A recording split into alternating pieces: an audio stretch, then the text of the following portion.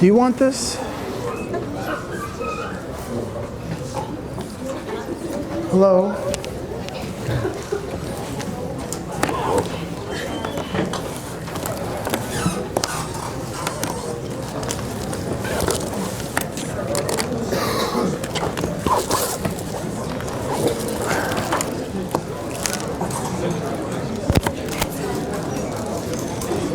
Oh, it's a rickety table, isn't it?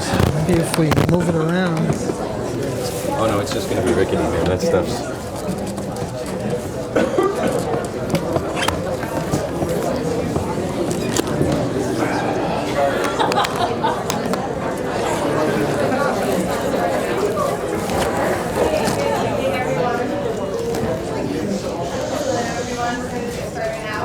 Thank you all so much for coming out to tonight's debate. The question being the minimum wage, yay or nay. And we have our two debaters here, Dr. Walter Block and Dr. Blundell. Dr. Block is the Harold E. Wirth Eminent Scholar of the Chair in Economics here at Loyola. He's also an adjunct scholar at the Mises Institute and the Hoover Institute, and he has contributed to over 300 articles regarding libertarian economic philosophy, as well as authored and co-authored numerous books on the subject. Dr. Blundell is the Associate Professor of Philosophical and Theological Ethics here at Loyola. He received his PhD in 2003 from Boston College. He's authored several articles and translations of papers by Paul Ricoeur, John Reich, and Olivier Abel. He has made numerous presentations in the U.S., Canada, England, and Poland, and specializes in religion, media, and Christian ethics. So tonight's debate format will be similar to last night's debate format if you came to that as well. So simply, it's going to start off, Dr. Blundell will be A, Dr. Walter Block is B, and it'll be a 15-minute opening from both gentlemen, and then Dr. Block will have a 10-minute response for Dr. Blundell, and then question and answer portion from the audience, and then 5-minute closings from each. So I'll let you all begin.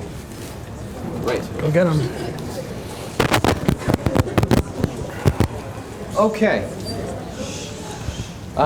Thank you very much to the Economics Club for organizing this. Wait, before you go on, let me interrupt. Can he be heard in the back? Can you hear me? Okay. Sorry to interrupt, but I wanted to make sure. It's a little iffy? Okay. Then I'll have to go, we'll have to check out my microphone technique. Okay, this is, for those of you who haven't been to one of these before, this is actually the third time Professor Block and I have done a debate over the years. This kind of revisits part of something that we covered in the first debate, which started as a labor unions debate, but sort of morphed towards minimum wage. But now we take up this issue proper. So I'd like to do a couple of things in my opening statement. I would like to tell a bit of a story of how we got to minimum wage, very briefly. I would like to then move on to what the current state of minimum wage discussion is. And then I would actually like to dive a little deeper into the problem of why Professor Block and I are actually unable to have an effective discussion on minimum wage. Okay. So, first, the story of minimum wage. Minimum wage came about as a concept based on the move towards what was called a living wage at the end of the 19th century. Because in the early 19th century, there was no minimum wage. And with increased industrialization, there was a movement of workers towards cities. This first happened in England, where the effect was most pronounced. Where labor, which ceased to be of the more guild system, tradecraft system, became a factory worker system where the workers were every bit as replaceable as the machines. And thus, there came a problem of bargaining power, where the workers were unable to negotiate living wages because there were, in that frictional time of unemployment, just always other employees waiting to take their place if they were not willing to work for this almost what was later called in America wage slavery. So this was the point where to live in London in the early to mid-19th century, if you were a father and a mother with a family of two, you were both working 14-hour days, 7 days a week. And from the age of 9 or 10 on, both of your children were working at that level too, just to survive. The move towards unionization in the middle of the 19th century started to change that as workers started to unite and collectively bargain to get more living wages. And that pattern lasted pretty much until the Great Depression, when the economy fell apart. Now, following the Great Depression is when we have the first instance of a government-mandated minimum wage, where there was an idea that individual unions in individual sectors of the economy and individual jobs can negotiate for certain things, but there's a floor below which no citizen can fall when they have a job. And at the very beginning, it was like 25 cents. Now, that has grown over the years to its current rate of $7.25. And that $7.25 is actually fairly recent.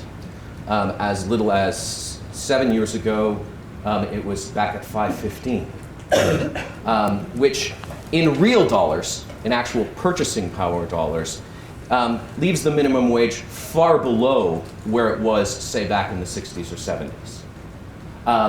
One economist actually mapped it out that if we actually tied the minimum wage to our measures of what worker productivity is, because worker productivity has gone up tremendously in the last 20 to 25 years, not least because of communication technology, which enables people to do work from home or on the road, to people to telecommute. There's all sorts of things that have reduced the friction of getting to employment and thus enable people to be more productive. And if minimum wage had kept up with that increase in productivity, minimum wage in 2011 would have been $22 an hour.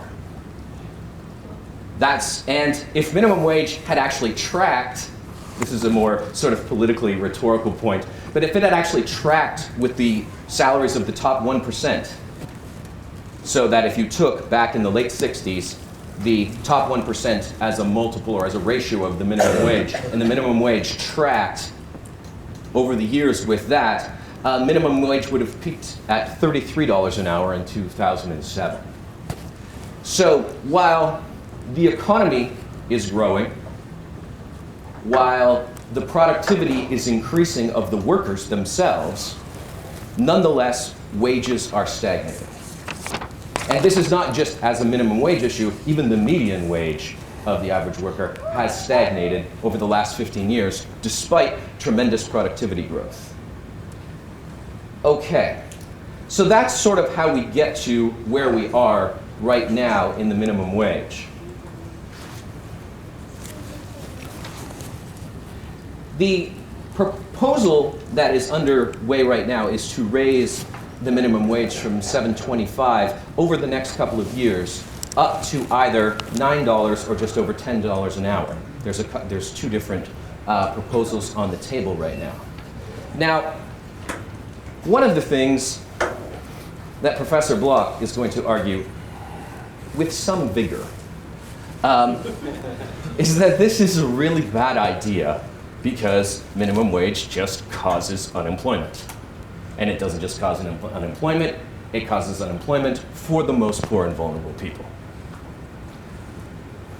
Now, there will be, I don't know if he will be invigorated enough to want to get up and write some economic models up on the board. I think he probably will be.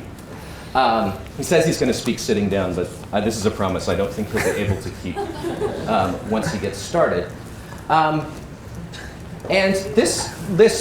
all of this common sense idea that if you raise the minimum wage, that you have increased the price of labor, and thus you are going to somehow affect the demand for that labor, which is going to lead to unemployment. You're going to have workers who just not going to be worth $10 an hour, and so they won't be able to get jobs at all. And thus, any raise in the minimum wage will necessarily cause more unemployment. Unfortunately, this is not a theoretical question, this is an empirical question. The minimum wage and its relationship to employment is in fact one of the most studied topics in contemporary economics. There are literally hundreds of studies that have gone at this different ways, which has led to, in the last 10 years, a series of meta-studies, which does nothing but study what all of those other studies are doing and trying to pick them apart.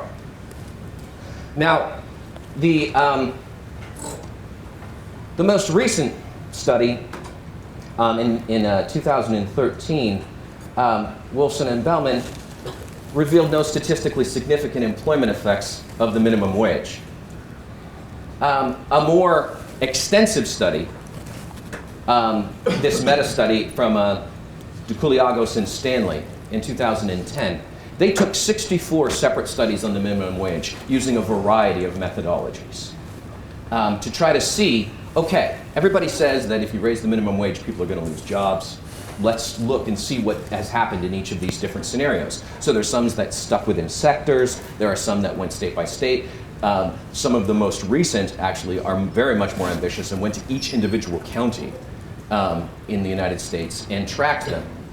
And what Dukouliagos and Stanley have discovered after looking at 64 studies which contain 1,492 estimates of employment effects, that here's what they say. Two scenarios are consistent with this empirical research record. First, minimum wages may simply have no effect on employment.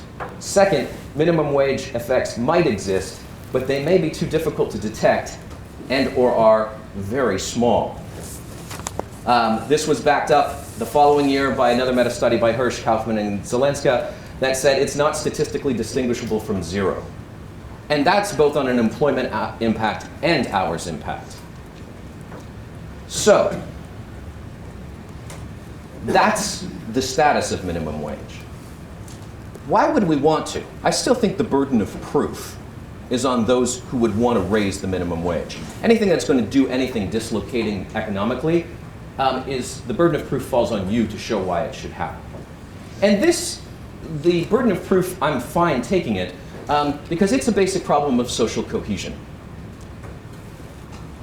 When a society gets too far apart, where its richest and its poorest get too far apart from each other, that society will start to lose its cohesion, which means it will inevitably move towards civil disorder.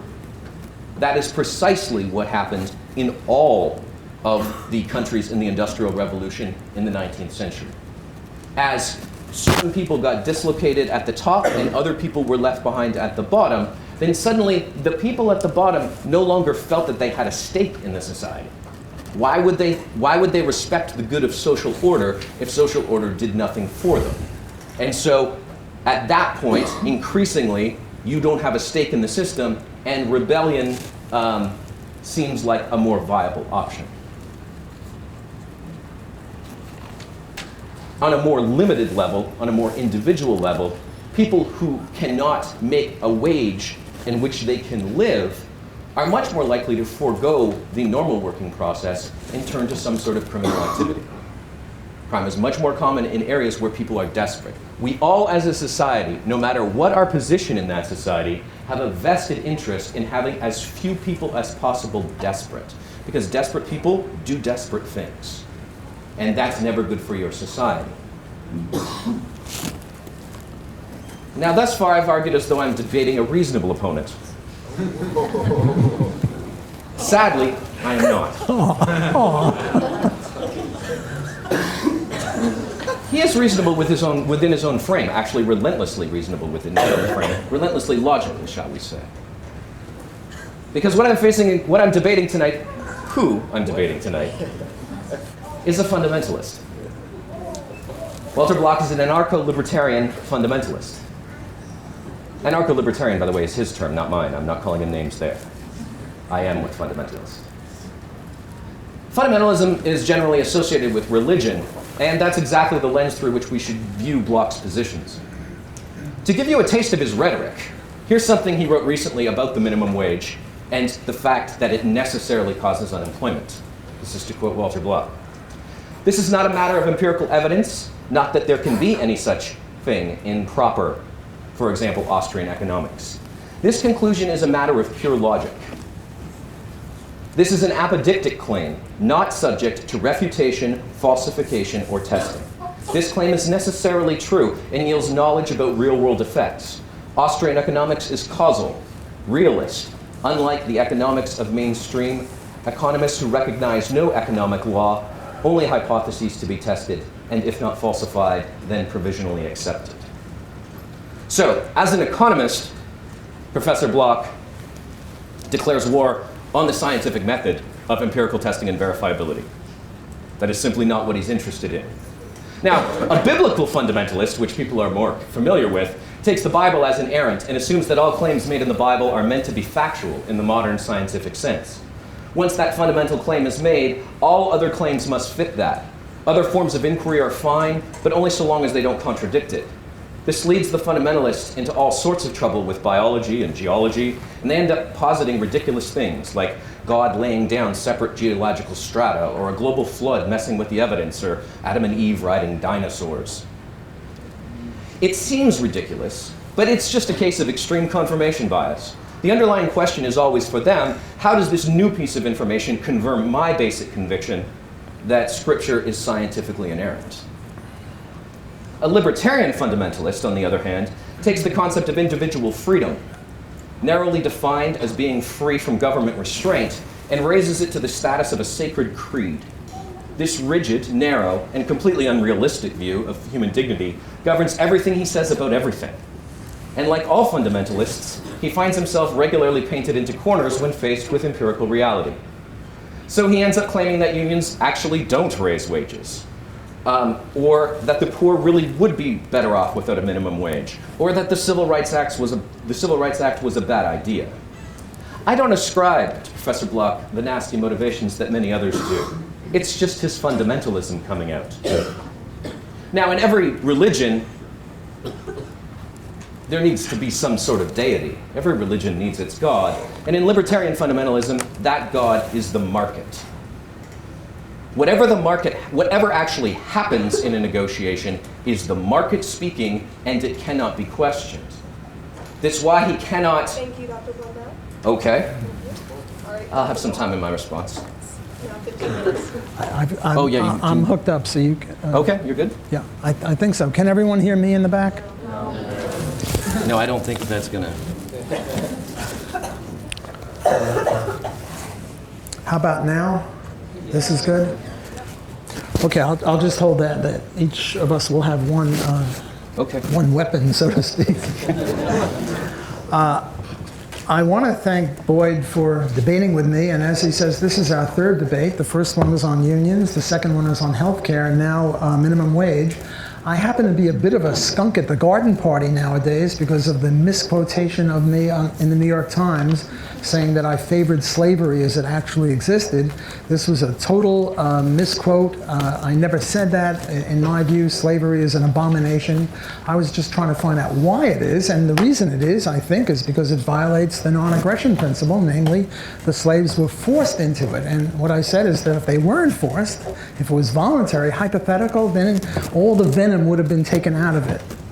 My view is slavery was roughly accurately portrayed in Roots, in the movie Django Unchained, and in the more recent movie 12 Years a Slave. It was just a despicable, horrible thing, and the New York Times somehow quoted me as favoring this. And as a result, I'm sort of a persona non grata, and I'm glad that Boyd is willing to interact with me. So few people are, so I thank you for that. Let me, you people can't sit over there. It's sort of a fire hazard, but we have seats over here, so please come over here. It's part of my rigidity. Okay, let me talk a little bit about the minimum wage law. Let me start with a quote from Milton Friedman, what Milton Friedman says, and I think he says it very accurately. A minimum wage law is, in reality, a law that makes it illegal for an employer to hire a person with limited skills. Let me repeat that. A minimum wage law is in reality a law that makes it illegal for an employer to hire a person with limited skills. Minimum wage law is not an employment law, and the minimum wage law need not raise anyone's wages. What the minimum wage law does not say, it does not say anything like you, and you are going to have to hire you, and you. It doesn't say that. What it says is if you, and you hire you, and you, and you, then you have to pay $10 or $15 or whatever the amount is, or at present $7.25. But it doesn't say anyone has to be hired. Now, let's put ourselves in the place of a person whose productivity is $5 an hour. What does that mean? That means that if you hire this person, your receipts as an employer will go up by $5 an hour for every hour he's on your shop floor. Now there's an issue as to how do you measure this, and it's very difficult to measure it, but let's posit that there are people who have a productivity level of $5 an hour. And suppose that the law at present says you have to pay him $7.25 an hour. Well, now what's going to happen? As a matter of logic, you're going to lose $2.25 an hour. If you hire them, you don't have to hire them, and you won't hire them because you lose money, and people are not in business to lose money. And if you do hire them out of the goodness of your heart, your firm is going to go broke, and you're not going to be able to hire anyone. Now that's the logic of it. See, a lot of people think that the minimum wage law is sort of like a floor under wages, and the higher the wage is, the higher the floor goes. No. The minimum wage law is not like a floor. It doesn't undergird wages. It doesn't raise wages. What determines wages is productivity, as I said. What the minimum wage law is instead is more like a high jump bar or a hurdle over which you have to jump to get a job. And the higher the minimum wage, the harder it is to get a job. I mean, if we could, by stroke of a legislative pen, actually help people by raising a minimum wage, why should we be so cheapskatey about it? Why us thinking lousy $7.25 or $9 or $10 or $15, all these numbers have been bruited about. Why not $100 an hour or $1,000 an hour? If we could, with a legislative pen, help people in this way, why not, do a good job? Why not say, $500 an hour? Everyone gets $500 an hour. Now we're all rich and we've cured poverty. You can't do that. That's not economically feasible. That's illogical. Why do I say wages are determined by productivity? Well, let's go through the following mental experiment. Now, let's stipulate that I am worth $5 an hour, which means that if you hire me, you get $5 an hour more receipts than you would get if you didn't hire me. Well, what's the opening bid of a capitalist pig exploiting employer? A penny an hour. That way you make $4.99. But somebody else is going to bid it up to 2 cents, and someone's going to bid it up to 3 cents and 4 cents and 5 cents. Where will this process end in equilibrium? It'll end at $5 an hour, because at any lower price, it still will pay somebody else to bid someone else away from the present job. Now, I don't say that this process will occur. I'm saying as a theoretical construct it will. And if the wage is higher than the $5 an hour, they'll lose money. And if it's lower, someone else will bid me away from them. So in equilibrium, the tendency is for my wage to be $5 an hour. How am I helped by having a law passed saying that I have to be paid $7.25 an hour? It's just preposterous. It can't help me. Again, the minimum wage law does not elevate wages. It rather is a hurdle over which you have to jump to get a job. What the minimum wage law does is cut out the bottom rungs of the employment ladder. Think of a ladder where the bottom 3 rungs are just cut out. And now in order to get a job, you have to get up there into the 4th rung, which not everyone can get up into. For various reasons, historical, whatever, black people have lower productivity than white people. And it's no accident that their unemployment rate is twice as much as white people. For various reasons, people, Boyd at my age, middle age, well, I'm not really middle aged, but I'll try to sneak in under that. He is, I'm not. I'm an old He's getting back for an earlier debate when I called him 100 years old. People of our age have higher productivity than people of your age, because you have less experience. And it's no accident that that teenage unemployment, or people in their early 20s unemployment, is twice as high as unemployment rate for people 25 to 50 or 60 or whatever it is. Now when you put the two together, blacks having a higher unemployment, double unemployment rate of whites, and young people double of older people. Well, what about if you're young and black? Then you have a 4 times unemployment rate, quadruple. Their unemployment rate is in the stratosphere. And it's even higher, except for the fact that they only count you as unemployed if you're actively seeking a job. But if you've been actively seeking a job since the year 1 and you haven't found one, then through the magic of statistics, you're not unemployed anymore because you're not in the labor force. And you can only be counted as unemployed if you're in the labor force. Let me give you a numerical example. I really can't stand up too much because the operation has sort of weakened me, but I'll do a bit. At one time, the minimum wage was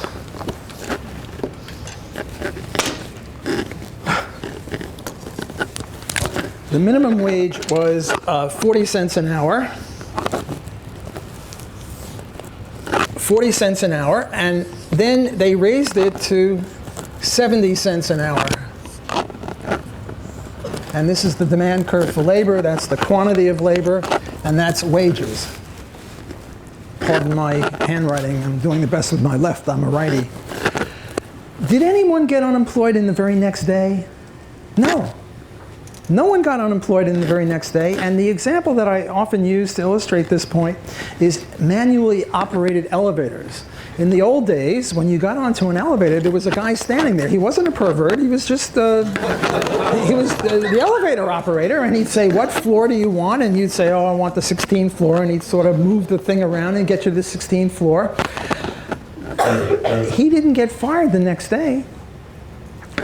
The market works, but it doesn't work instantaneously. So this minimum wage law seemed like a great idea. Everyone said, wow, wages are practically double, and this is wonderful. But the demand curve isn't inelastic the way I depicted it in the long run. This is a very short run demand curve. Namely here, the quantity of labor is not very responsive at all to changes in prices. But what happens is you get a sort of a pinwheel effect. Here is a very short run demand curve, but the longer the run goes, the more the demand curve pivots. So this would be a long run demand curve. There's quantity and there's wage. And the point is that whenever prices go up, demand curves slope downwards.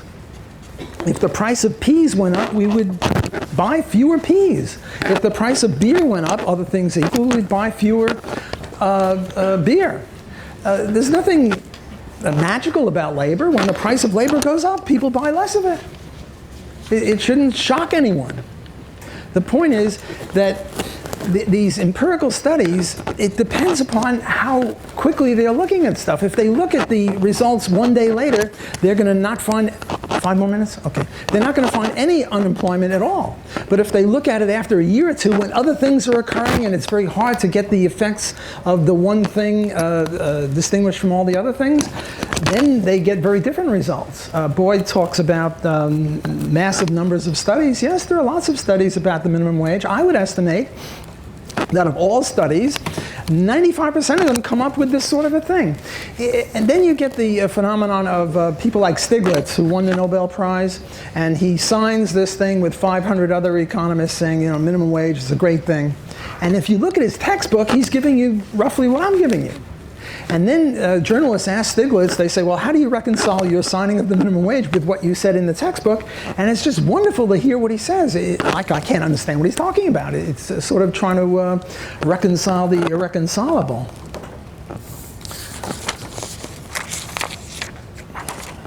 The ethics of it are clear. I now offer you a job for $5 an hour washing my car. Did I improve your situation or did I worsen it? Am I your benefactor or am I hurting you? Well, from an economic point of view, I've opened up options that you didn't have before. Before, no one was offering you $5 an hour to wash my car, and now I make you this offer. Do you have to accept it? Of course not. You can ignore me. But have I hurt you? No. And if you accept it, now we're talking about capitalist acts between consenting adults. You know, our friends on the left are always talking about acts between consenting adults, and they talk about, oh, prostitution or drugs or pornography or this or that. And I agree with that. I think that any act between consenting adults should be allowed. And if it's not allowed, then freedom is reduced. But capitalist acts between consenting adults also, not just sexual acts or drug acts or whatever it is. So here I make you a deal. I say, do you want to work for me for $5 an hour? And you say yes. And we both go to jail for that?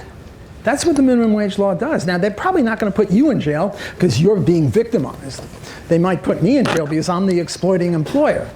But in reality, it's just an act between consenting adults. And when the government says, no, you can't do it, and we're going to put you in jail for doing that, that's a moral abomination.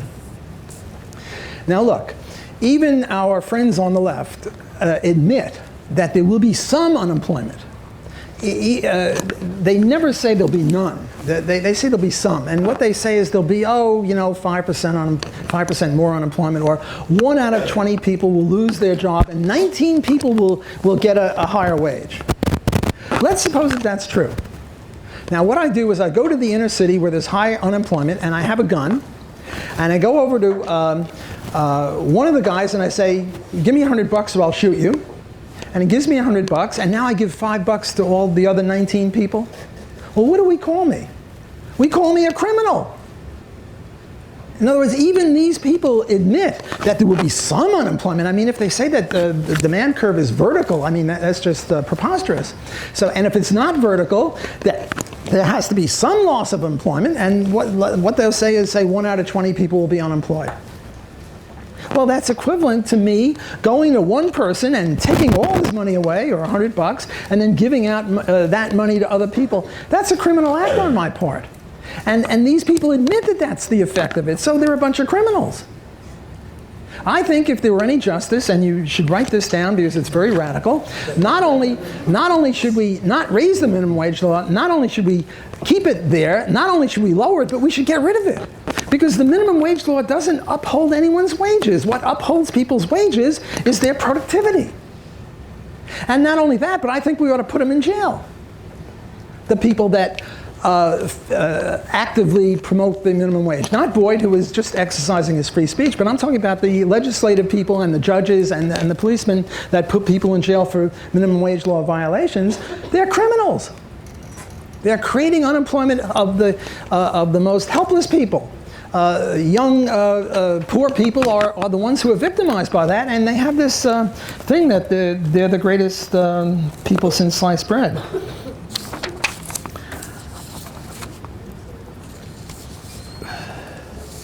What's going to happen when we raise the minimum wage? Look, when I was a kid, in your 20s, and I would go to the gas station, I would be attacked by a group of 5 people. One would put the gas in the car, one would wash the front window, one would wash the back window, one would check the air. But actually, oh, I got 10 more minutes. Ha ha. Now you can start responding. Right, now I can keep going, or I can respond, or I'll do a little of each. Well, I suppose I should respond. But let me just finish the gas station. My experience in the gas station was a lot of people were helping me with the car. They checked the tire pressure, the air pressure, whatever, the battery. Those jobs are gone. Those jobs are at the bottom rungs. Those are the jobs that you get on-the-job training. I mean, it's important to have on-the-job training. That way you can raise your productivity. But if you're precluded from getting a job in the first place, you can't get that on-the-job training, and then you're relegated to, I don't know, unemployment, which is highly problematic. Let me try one more point. I've got 10 more minutes now in my rebuttal. Before I get to the rebuttal, just one more point that I want to make on the minimum wage. Quo bono, who gains? You've seen all these detective stories, you know, Sherlock Holmes and CSI and all that, and we have a dead body right here. And we're all detectives. And what are we going to ask? We're going to say, well, who gains from the death of this person? And if he's a rich old man, we start looking at his wife or his kids or something like that, and then we ask, who benefits? Does it mean that whoever benefits is definitely the murderer? No, but they're on our suspect list, right? Well, who gains from the minimum wage? Who gains from the minimum wage is unions, mainly. Because when a union wants to raise their wage, say from $25 to $30 an hour, the natural tendency of the employer is to try to substitute out of the suddenly more expensive factor of production, namely skilled labor, and into an alternative, namely unskilled labor. And they would like to fire a few union members and hire a few young kids at much lower wage. And there's more than one way to make the rowboat. You can make it with a certain number of skilled and a certain number of unskilled, and maybe a few less skilled people and a lot more unskilled people, because the unskilled people have lower productivity than the skilled people. Does the union much like this? No, they don't much like that. And they call them scabs, which seems to be a hateful word, sort of like N for black people or K for Jewish people. I don't know why it's not seen that way, but it really is. And they don't like that, and they try to beat up the scabs, and then what happens, the scabs fight back, and the problem is that the scabs are mainly black and Puerto Rican, and they're mainly white, and it sort of doesn't look good. So what they do is they come up with this ingenious scheme to make it impossible for the employer to hire these substitute workers, and you know what that ingenious scheme is? You'll never guess. Minimum wage law. You price them out of the market, and you make it impossible for the employer to hire these relatively unskilled workers. So I don't say that this is necessarily true, although if you read what unions say about this, they're very much in favor of it, which is a little puzzling. Because they're making $15, $20, $30 an hour, and they're desperately trying to raise the minimum wage from 7 to 9 or 7 to 10 or whatever, which is way below their scale. Why? Well, there are two hypotheses. One is that they're filled with the milk of human kindness, and they love their poor brethren, ha ha ha. And the other hypothesis, the one I think is very, very correct, is that's the way to outcompete them. That's the way to make it impossible for them to get jobs. Okay, let me now talk a little bit about some of the things Boyd said. This thing about worker productivity being $22 or $33 an hour, that's average worker productivity. It's irrelevant to the question of people at the bottom of the scale. The people at the bottom of the scale, some of them are still only worth $4 or $5 or $6 an hour, and they can't get jobs at 7. This idea of a living wage, yes, I favor a living wage. I favor higher wages for everybody. I'm not a hateful person. I think it'd be great if people had higher wages. And I ask, what is the source of higher wages? And I answer, as an economist, it's productivity. It's productivity, that's what makes higher wages. And also capital equipment. Like when we build this building out here, Monroe Hall, the way they do it is with steam shovels and all sorts of equipment. The way they do it in other countries like Mexico and Bangladesh, they'll have hundreds of people with a pick and shovel, namely much lower productivity. So productivity is enhanced by human capital, on-the-job training, education. It's enhanced by capital equipment. Well, how do we get capital equipment, whether human capital or otherwise? Through economic freedom. The countries that are in dire straits are the ones that nationalize investment, like in Venezuela, and nobody wants to invest there, so you don't have much capital equipment, so they're very, very poor. In the US and other Western countries, we have a modicum of economic freedom, not as much as I'd like, and therefore we would do much better. So if you want to have a living wage for people, embrace laissez-faire capitalism and embrace the free market, because the free market is par excellence the way to increase wages. Boyd talks about empirical versus theoretical, and I'm some sort of fundamentalist. Yes, I believe that economics is a branch of logic. It's not a branch of empirical science. The critics say, well, if two Austrian economists disagree, they can only fight. But if two logicians disagree, do they fight? No, they just go back to the logic. The logic is that if you demand that someone pay someone $10 an hour, which Obama wants, and I think $10.10 or whatever it is, well, what about a person who's now working because his productivity is $8 an hour and the minimum wage law is only $7.25? Well, what's going to happen to him? He's going to lose his job. You're going to go to McDonald's, and there's not going to be anyone there who's going to ask you if you want fries with that. Rather, you're going to push a button, and the food will come out. We already have a little bit of this. Like when you go to the supermarket, sometimes you have a person checking out your groceries, but other times you have self-checkouts. We have self-serves, like in the gasoline business, self-serves. So what's going to happen if it goes to $10 or $15 an hour? A lot of people who now have jobs are going to start losing those jobs, and we're going to have more technology. And more technology is not necessarily good. You might think that more technology is necessarily good, but it would be much better if we didn't have automatic elevators as quickly as we did and we had people working there, or it would be good. In other words, if we have more technology because of the minimum wage law, that's bad technology. The technology might have been better used to cure cancer or whatever. And there are perfectly willing people able to work, but they can't work because of the law.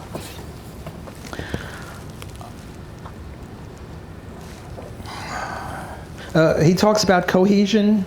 I agree. He makes a very good point. If civil disorder, if you get gigantic disparities. But look, which is a greater disparity? I make, say, I don't know, 100 an hour. Let's just stipulate I make 100 an hour.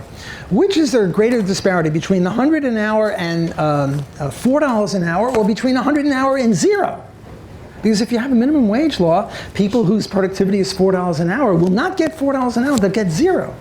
So if he's really against this disparity, which I trust that he is, he should oppose the minimum wage law, because the minimum wage law expands the divergency between rich and poor, or between middle class and poor. It pushes them down to zero, and zero is lower than $4 an hour. And if we didn't have a minimum wage law and somebody was worth $4 an hour, he would tend to be paid $4 an hour in equilibrium. Not necessarily true, but there are market forces which would push us in that direction. There's another point. You know, I just had a rotator cuff operation, and I'm in a sling here. And before I could have the operation, I had to have all sorts of preliminary things, like blood pressure and pulse and my weight and this and that and the other. Now, suppose the government passed a law saying that blood pressure has to be counted differently, or pulse has to be counted differently. I mean, that would be crazy. They would just ruin medicine if they said that. People think that prices and wages are social constructs, and we can change them as we will. Look, if the government passed a law saying that the gravity is different, or pi, or I don't know, what a Pythagorean theorem is different, or something like that, all the bridges would fall down. People don't realize that wages and prices in the market are not socially constructed. They're part of reality. And you just can't change them without dire consequences any more than you can change blood pressure or any other statistics from the hard sciences. Wage slavery. He mentions wage slavery. Somebody last night also mentioned wage slavery. To me, wage slavery is sort of like a square circle. It's a contradiction in terms. Slavery is compulsory. If you're a slave, you're compelled to be a slave. Wages are not compulsory. Wages are an option. Look, take the sweatshops. Somebody goes to Bangladesh or to the Philippines and offers 30 cents an hour. Does that company that makes Nikes or whatever it is, and LUCAP is always busy boycotting them, does that company offer higher wages, the same wages, or lower wages than are the prevailing wages? Well, obviously higher wages. It's very similar to when Walmart started, and all the lefties were saying, oh, Walmart is not unionized, doesn't give health care, doesn't do this, nobody should go to Walmart. Walmart wanted to hire 500 workers, and shut up. No, I'm kidding. I'm kidding. I didn't mean that. I was just trying to be funny. Thanks for your attention.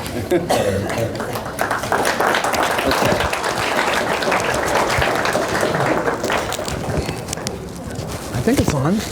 I don't think this is on. I think it turned itself off at some point. No. Hello. Can you hear me? No.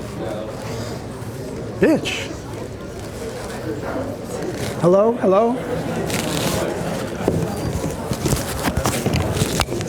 Take that? Yeah. It's wrapped around. Just okay, I'll sit with this. Okay, so I have 10 minutes? Okay.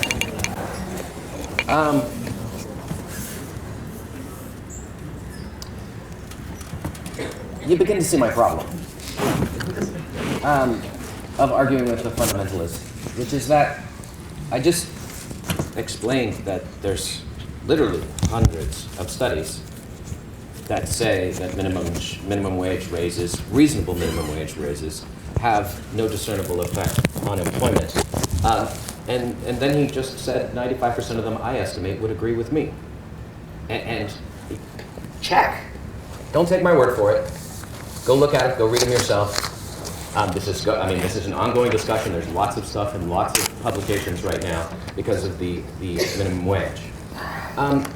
Let me just explain, at least logically, so it makes sense in your head. One of the reasons why modest increases in the minimum wage do not necessarily lead to increases in employment.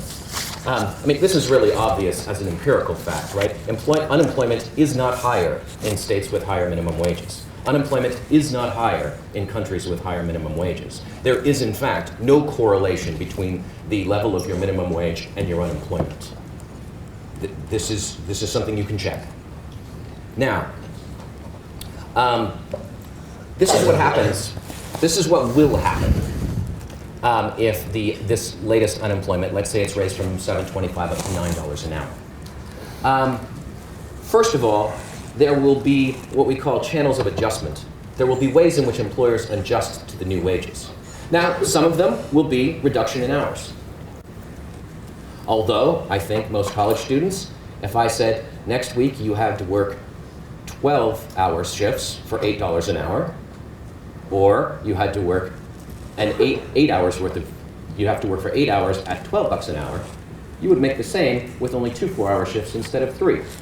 Who's in? Yeah, that's, because then you can do what you want with that time, including go look for another job. You may want to be able to make more money. Higher wage employees tend to work harder for the company. Managers will look for productivity increases out of their employees if they're paying them a higher wage.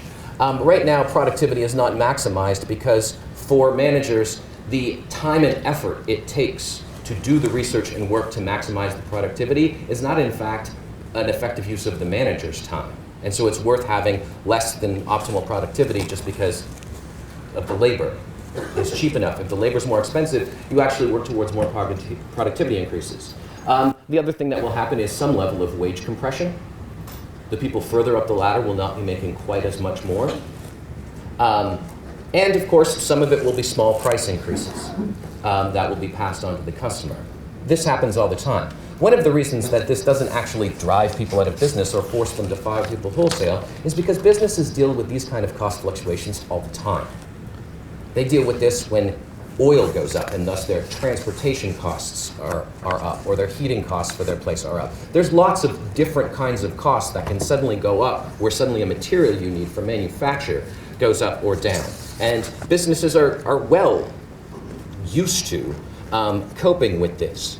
Now, the other thing that can happen here is that there's a lot of cases where you have what's called a monopsony model, which existing workers are underpaid. And in most cases, people, especially low-skilled workers, are paid less than their productivity because they have fewer options.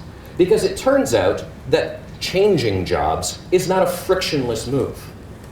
That if I happen to own the only factory in town, the only way you're going to get another job is to move to a different town. And you may not want to because you have a family, or you don't want to move, or you have culture, or you are going to have to you are not going to be able to live close to somewhere else because it's in the middle of a city and the cost of living is higher, and thus you can't afford to live close by. And so changing a job actually costs you more than staying. And so you stay, and the employer knows that, and so offers you lower than your productivity level. Now, here's what happens. Let's say the company is growing and there's new workers ready to be hired, but in order to attract those workers, they would actually have to pay them market wage plus the friction of moving. So they would have to pay them slightly more than what their productivity would indicate. Employers, if they have a choice on this, will just leave those jobs vacant. Because they know if they start bringing people in at that higher wage, all their other workers who are currently underpaid are going to notice. And then are going to ask. If you raise the minimum wage, some of those monopsony effects can dissipate. Now, I get kind of a kick out of Professor Block's immense concern for inner city African American unemployment. And it makes me wonder why libertarians are always white. And we checked this out. It's actually like data. 94% of self-identified libertarians are non-Hispanic white. And it's a 2-to-1 ratio male to female. So this has to be addressed somehow. That how is it that none of these people are libertarians if they're getting so screwed over by the minimum wage? Why are there not inner city demonstrations for banishing the minimum wage because it's keeping them in poverty? But you see, for the libertarian fundamentalist, the market is God, and he can't fathom that a minimum wage worker may somehow be underpaid for their labor, that somehow people are being paid below their level of productivity, because that's what the market determines. And the problem here is with the overall libertarian mindset. Let me quote you something from Jonathan Chait. What he says is, the entire premise of libertarianism rests on ignoring the social power that dominant social groups are able to wield outside of the channels of the state. Yet, in the absence of government protection, white males, acting solely through their exercise of freedom of contract and association, have historically proven quite capable of erecting what any sane observer would recognize as actual impediments to the freedoms of minorities and women. It turns out that when the government doesn't interfere, the powerful collude. And they make it easier for themselves. And they make it easier to hire each other. And they make it easier for each other to succeed. Now, me, and if I were just being selfish about this, I would be a libertarian too. I'm a white guy, I win. So, but here's the reason I'm not. The reason I'm not is that this philosophy that undergirds this entire system, that assumes that every single agreement that happens between two people, regardless of the relative power structure, is somehow a freely struck agreement, is just false and does not survive the first contact with reality. Now, libertarian philosophy. It is the philosophy of an overprivileged, ungrateful adolescent. They are, in short, a bunch of spoiled brats. And this can be, and let's demonstrate this for a second. If you're a libertarian and you say, what I earn is mine, and if you try to take it away from me, it's theft. That's what they call taxation. And you want to ask yourself, how many things determine who you are and what you're capable of? How many things are there that you did not choose? For example, for those of you who English is their native language, I ask you, why did you choose English as your native language? Why did you choose to live in the most prosperous society in the world? Especially, and I'm talking about people who are born and raised here. Why did you choose to be educated in the way that you were? The fact is that most of what is true of you, you did not choose. The sheer number of things that is necessary for your success that you cannot in any way claim merit for is almost uncountable. Yet here we have a philosophy that conveniently cuts all of that out. It posits a free individual that's unencumbered by relationships, even though such an individual has never existed and could never exist. This individual springs into being fully formed as an adult with no childhood of being cared for in safe or prosperous environment or using an extensive infrastructure painstakingly assembled by millions of people before them, like schools, roads, electricity, sewage, legal systems, police, firefighters. But having availed themselves of all that, along with all their colleagues and all their customers, the libertarian then pretends that none of that ever happened and selfishly lays claim to all the wealth that comes to him as his sole possession. Because I earned it. All right, so now we'll be taking questions. Oh, okay, all right. So I'll ask. You know what you could do? Is this working again? Yes. Yep. Can you take that around? Take it around. So We can switch on this depending on who's talking. And Dr. Blundell and Dr. Block to keep your questions and your answers concise. Put the thing close to your mouth. Oh, sorry. I'll ask you all to keep your questions and answers concise so we can get in as many as possible. So, thank you. In light of keeping this question short, I'm only going to cut it off halfway. My question is for Professor Blundell. I'm reading from Thomas Sowell, who's an economist at George Mason, and he happens to be black. In South Africa, during the era of apartheid, white labor unions urged that a minimum wage law be applied to all races to keep black workers from taking jobs away from white unionized workers by working for less than the union pay scale. He similarly quotes a well-regarded Harvard professor of the 20s era who approved of Australia's minimum wage law as a means to, quote, protect the white Australian standard of living from the invidious competition of colored races, particularly of the Chinese. My question for you is how you're going to play the race card on libertarians in light of the evidence of at least early minimum wage law advocates who are, at least some of them, clearly racist. Oh, okay. First of all, 94% is not 100. So he's one of the 6%. I didn't say that no one was. It's just astonishing that 94% of libertarians are non-Hispanic white. And I'm always amazed by Austrian economists and libertarians' habit of choosing examples from everywhere but here. And so the idea, do I really need to explain how complex the social situation is in South Africa and how the various social forces that come at the end of the apartheid era might actually make a difference in how things work? So the idea that could someone that's racist want the minimum wage? Sure. They could have it and want it for their own reasons. That doesn't actually even address anything I've said, let alone invalidate it. Can I have a follow-up question? No. Sure, go ahead. From the same piece, some supporters of the first federal minimum wage law in the United States, the Davis-Bacon Act of 1931, used exactly the same rationale, citing the fact that Southern construction companies using non-union black workers were able to come north and underbid construction companies using unionized white labor. Okay, so you found a racist. Really, if you're coming from a libertarian position, you really want to stay away from bringing up racism as invalidating a position. Because while I don't attribute those kind of motivations to Professor Block, I mean, that movement is littered with neo-Confederate white supremacists. And so the question is, could you find a racist who supports this? Sure. I don't know what point you're trying to make, unless it's a sort of ad hominem by saying, well, racists supported this. So feel free to come up to me after, but you're just like quoting somebody and then saying, how do you answer that?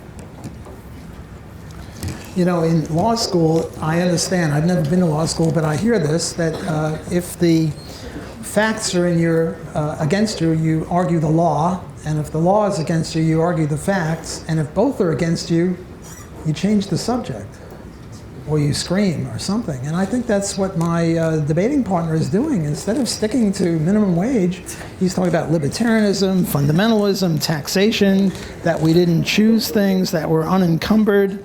I'd like to just stick to the minimum wage law. And I think that what Jonathan is saying is very, very apropos. And the minimum wage law works as economics works in every country, as physics works in every country, as chemistry works in every country. So there's nothing wrong with using South African examples. And I did use inner city examples in the United States, saying that the unemployment rate of black teenagers is quadruple, which is a disgrace. And what Sowell and Williams, the two black economists who were called Oreo cookies, because somehow if you're black you have to be a socialist, and they're not. What they're saying is that the white Southern racist unions were very upset because there were certain job reservation laws for whites, but these were being undermined because blacks were good at dynamiting or getting diamonds or whatever the job was. And they were giving them good jobs even though they couldn't give them the title. And they came up with this ingenious way of getting rid of the low-wage competition, which was a point I made in a different context, and it is the minimum wage law. So I think Jonathan's point is very, very apt and very, very accurate. And how many people are libertarians, 94% are white? I mean, that's just an ad hominem. I think we should stick to the facts and not change the subject and not engage in ad hominems. I mean, an ad hominem is an informal fallacy in logic. We're supposed to stick to the minimum wage law and not how many libertarians are white. I mean, that's irrelevant.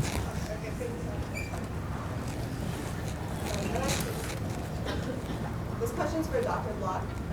I've heard Dr. Blundell explain all throughout the evening his ideas of what a libertarian is, and I'm actually kind of curious if you could describe for me what you view a libertarian as. Go ahead. Well, a libertarian is a person who focuses on liberty. Could you give me that thing? What you have to do is press it down. Is it working? Yeah, see, it works now. Just don't touch this part. And when she gives you the microphone, put it close to your mouth. Okay. A libertarian, I mean, I don't really like, I'm certainly a libertarian, but I think we're getting off the topic, and the topic is supposed to be minimum wage. But what the heck, you asked the question. I'll answer the question. Well, let me answer the first. A libertarian is a person who believes in liberty. The two aspects of libertarianism is the non-aggression principle. Namely, you can do anything you want, just keep your mitts off of other people and their property. And I think that's an indication of what civilization is. And barbarism is the opposite of libertarianism, because there you can grab other people and their property against their will. So libertarianism is just economic freedom, political freedom, personal freedom. What's your second question? Okay, since I've been attacked by 3 different people on this point on why I talked about libertarianism, it's the simple fact that the immunity to empirical data, that it turns out that when people are in negotiating positions, it's always unequal, and that inequality tends to slant in certain directions given whatever the history of your society is, whether it's the Han Chinese and the Tibetans, whether it's the white Americans and the African Americans. In certain histories, it's not equal. And why is it that they are unable to acknowledge that? And so when it comes to minimum wage law and why minimum wage law is necessary, and why what he says must happen logically, in fact, does not happen empirically, I think some explanation for why it continues to be asserted in the face of all the evidence, some explanation is necessary, and so I felt necessary to give it. I've debated him before.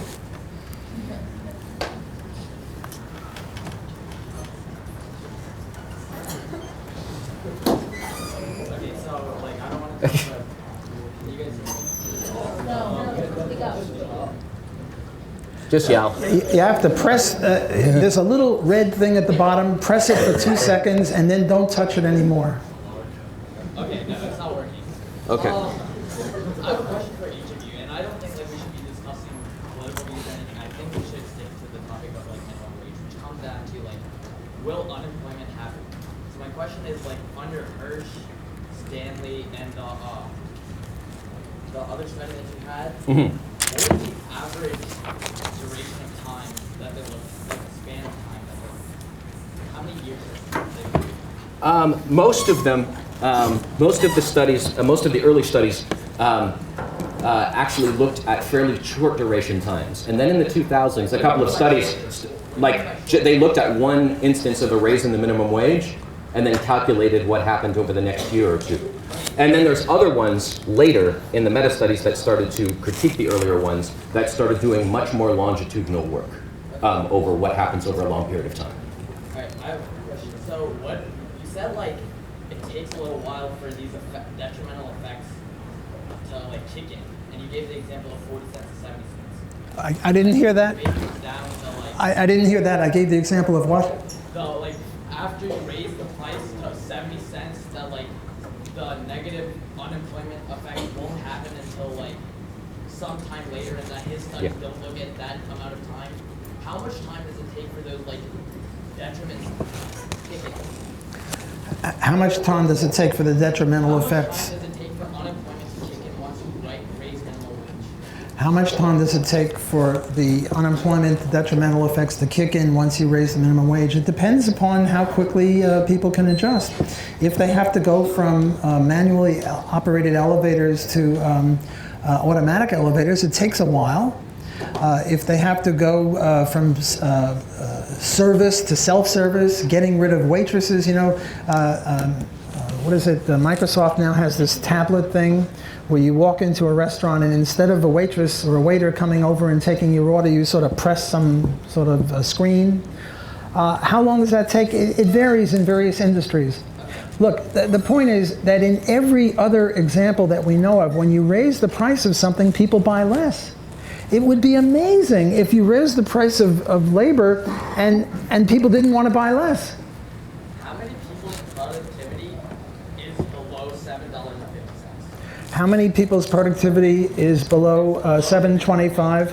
I would say all the people that are now unemployed, their productivity is below $7.25, and there are, I don't know, 50% of young black people are unemployed. I would say all of their productivity, I wouldn't say all of their productivity. You see, the problem is,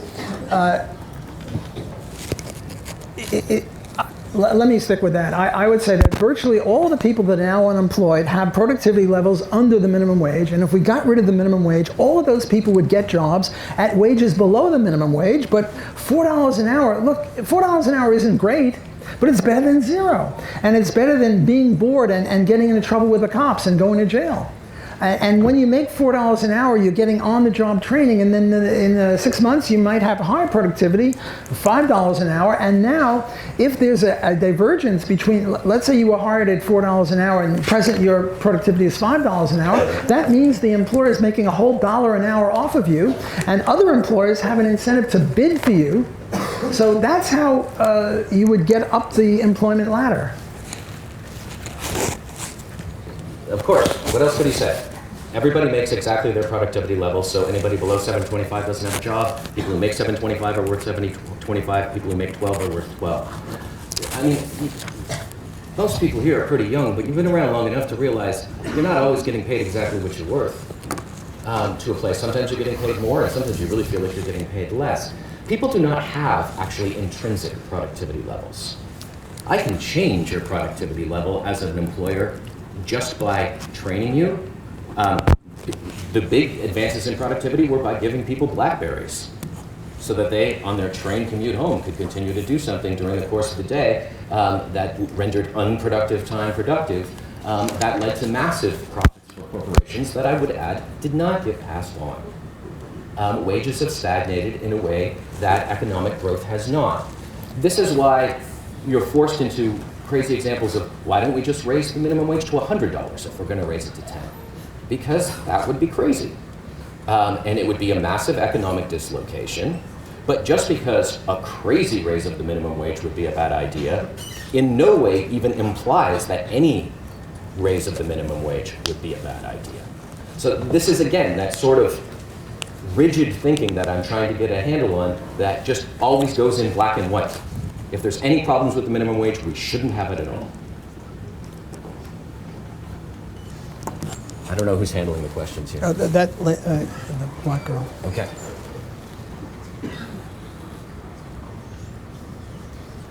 You were convinced you could do it.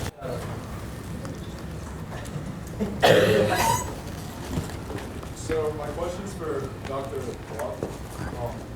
Assuming it's not because you're a libertarian, because that's just an ad hominem, what is your warrant for rejecting empirical studies and preferring ex ante logic pertaining to economics? It's stolen batteries, I think. Hello? See, it works. I've got the touch. Okay, let's pass this around and let Walter hold that. Don't touch the bottom. Just touch it here. It's touching. Okay. Go ahead. Start again. Start again. No. Just start. Hold it close to your mouth. So assuming it's not because you're a libertarian, because that's just an ad hominem, what is your warrant for rejecting empirical studies and preferring ex ante logic pertaining to economics? And how do you determine one's productivity? Let me reply to the second question first. How do you determine what's productivity? Why does LeBron James make $40 million a year? Why do Boyd, Blundell, and I make a middle-class salary? Why do people who ask if you want fries with that make $8 an hour? Because the productivity is different. LeBron James has got a magnificent productivity because he can get people's rear ends in seats to watch him play basketball. Professor Blundell and I have a moderate productivity, and we earn moderate amounts of money.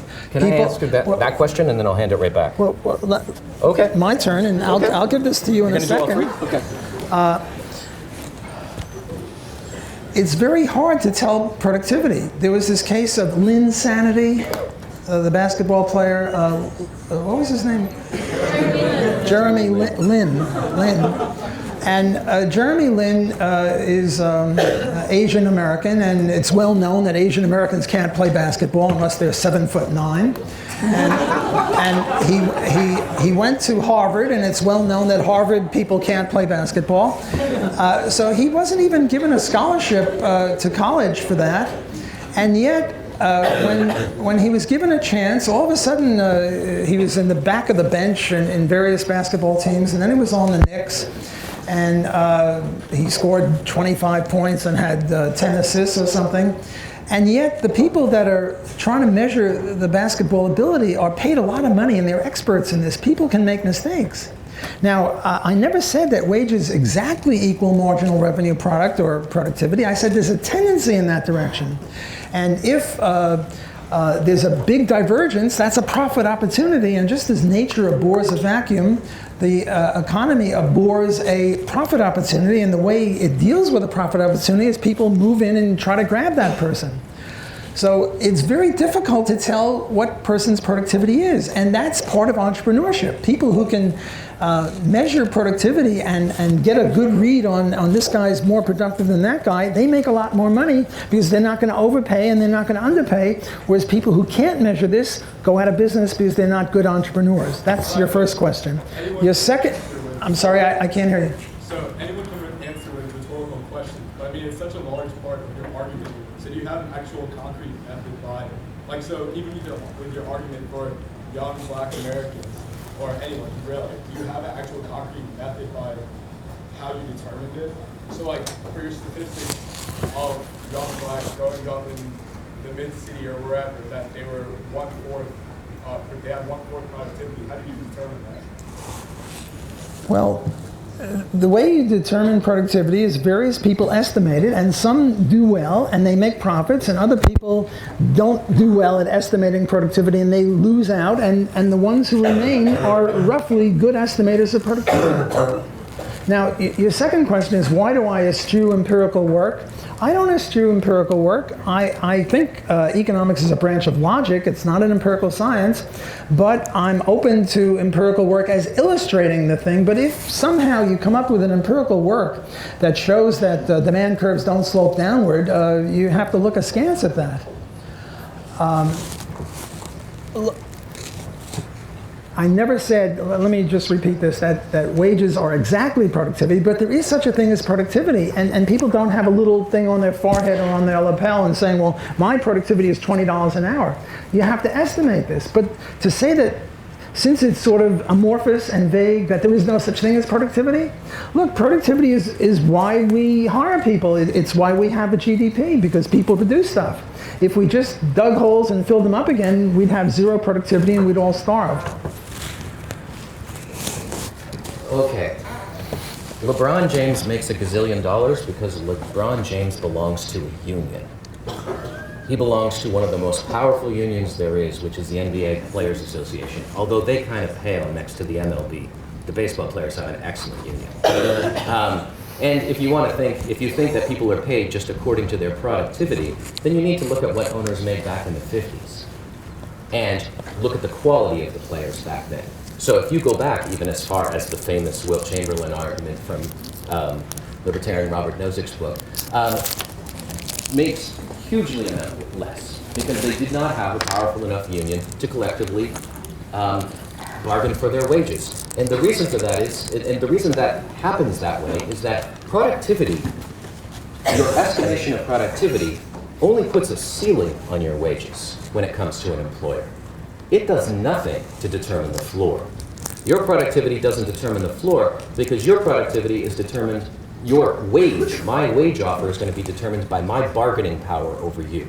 What are your options? So if you have high skills and high demand and are in a friction-free moving environment, which say a lot of computer programmers are, where they can move remotely and take jobs in different places and things like that, then they get paid very close to their levels of productivity, although never right at, because then the company wouldn't make any profit on it, get just slightly below. But if I'm a worker who's lower skilled, who doesn't have a lot of options, then the friction on the costs associated with me leaving that job are very high, and thus you will offer me much less. It's bargaining power is a huge part of how all contracts are reached. And it is impossible within this model, which is why I brought up this sort of libertarian fundamentalist model, to conceive of the fact that when contracts are entered into, that they are not entered into by equal parties all the time, and that when they aren't, the person who is more vulnerable needs to be protected. And that's one of the reasons that unions came to exist, and that's one of the reasons why there's a minimum wage.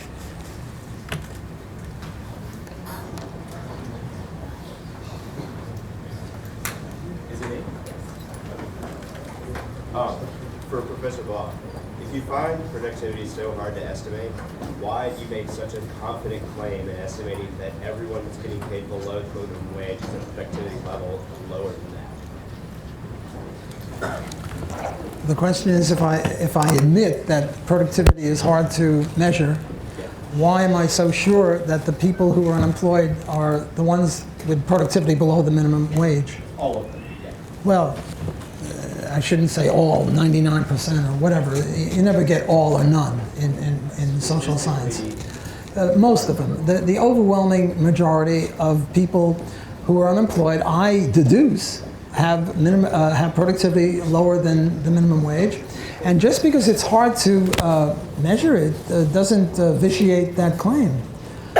Look, why would anyone think that they're unemployed? The reason they're unemployed, I think, is because it doesn't pay for anyone to hire them. Now look, suppose their productivity was $10 an hour and the minimum wage law is only $7.25. Why wouldn't it pay somebody to hire them? I deduce from the fact that nobody wants to hire them that nobody thinks that they're worth $7.25, which means they think they're worth less. Now look, with regard to LeBron James is in the same union as the neophyte basketball player who's not making a gazillion dollars. He's just making, I don't know, half a million. 300,000. 300,000. Whereas LeBron James is making, say, 40 million. This guy's making 300,000. So the union could hardly account for that. And look, the percentage of the labor force that was unionized reached a peak in around 1950 at around 30%. Now the percentage of the private labor force that's unionized is in single digits, 8 or 9%. So unions could hardly account for these gigantic wages. Look, nerds, computer nerds make a lot of money. They're not unionized. People who work in Wall Street make a lot of money. They're not unionized. Unions are. Well, yes, I'm going away for your question, but I'm trying to answer. James decided to quit basketball today, he would no longer be employed, correct? He would have services that were given to him later on, but he would be no longer employed. So therefore, his value from your model of productivity drops from 40 million a year to 0.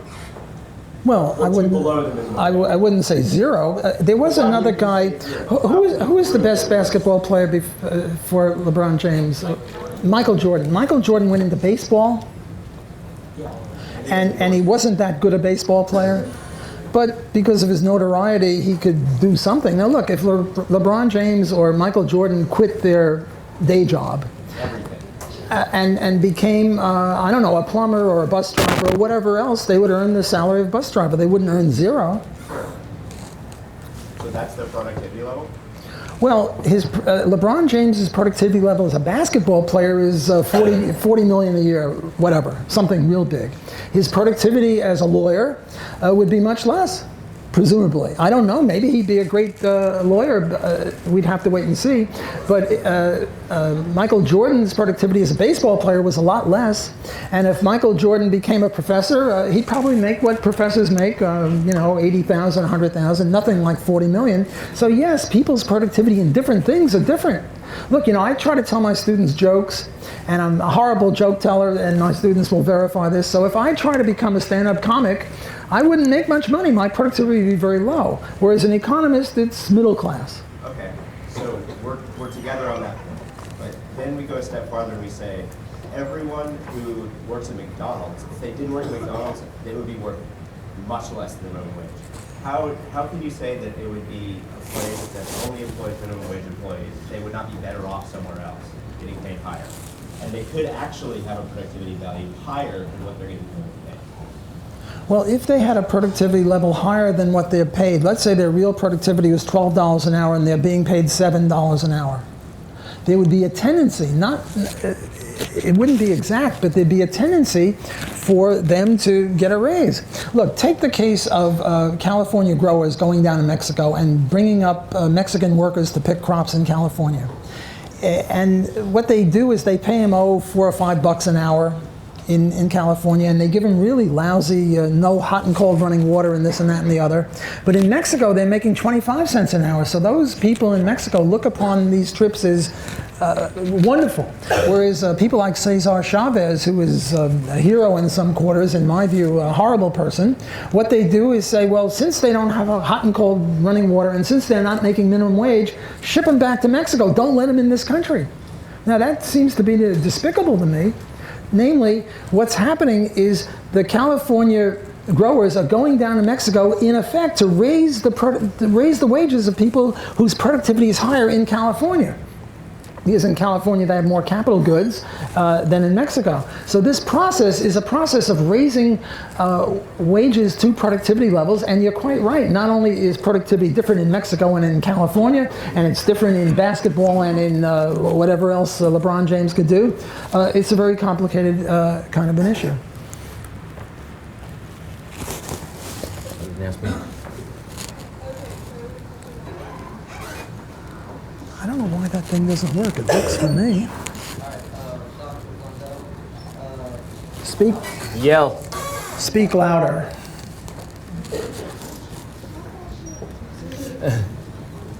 okay, when I was 16, I looked for the best job I could, right? Just to take some extra money. I tried to be a pool boy. To be a pool boy, I had to get my license to sell alcohol, which cost time and money. And I also had to get some other on-the-job training that I didn't get paid for at all. Then I got paid about $6.20, and the minimum wage was $6 an hour. During my time at that job, the minimum wage was raised to $6.65, and so now what my job was, I assumed I had to do, work harder than like people flipping burgers. But now my job is not worth that much. So my question is to you: am I not getting paid enough? Are they not getting paid enough? Am I just? But my productivity is worth as much as a guy flipping burger? Well, I think you're getting on the basic problem, which is the idea that somehow people can just precisely measure productivity. And so they devolve into the easy answer, which is that the market sets productivity. And so the inherent worth of what you're doing, no, that's not something, that's not even within the context of economics to measure that. I would have to put on more my theologian's hat to answer that question about the inherent worth of human work and get into Catholic social teaching. You go at Vasek over there, he'll talk your ear off on that. But you get to the problem where actually what you end up working for is what you're able to negotiate, not necessarily what you're worth. And so if you have, if you happen to be there at a time when there just ain't enough other young kids around to be pool boys, then you'll be able to make more money because they'll be like, well, we need one. And then you'll be able to negotiate a better deal.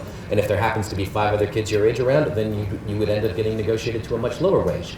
The inherent value of your work didn't change, your bargaining position changed. And that's that's what sets the floor to what your wages could be. If there's enough of you, then they would ask you to work for nothing.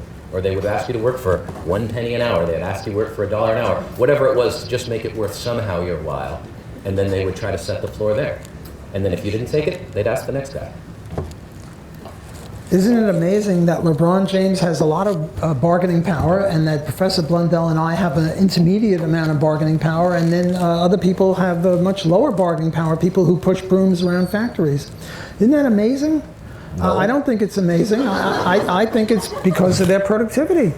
Bargaining power depends upon your productivity. If LeBron James didn't have his productivity, he wouldn't have his bargaining power. Now, Professor Blundell keeps misinterpreting what I say. He uses the word exactly and precisely. I abjure those words. I don't say that wages exactly or precisely reflect productivity.